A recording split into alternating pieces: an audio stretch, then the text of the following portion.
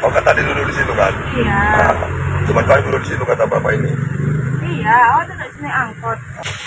Nggak ada, Pak. Ada kemari. Oh, jangan apa kau, nggak boleh gitu. Itu tadi kan Jangan kau bilang nggak ada, nggak boleh kau gitu.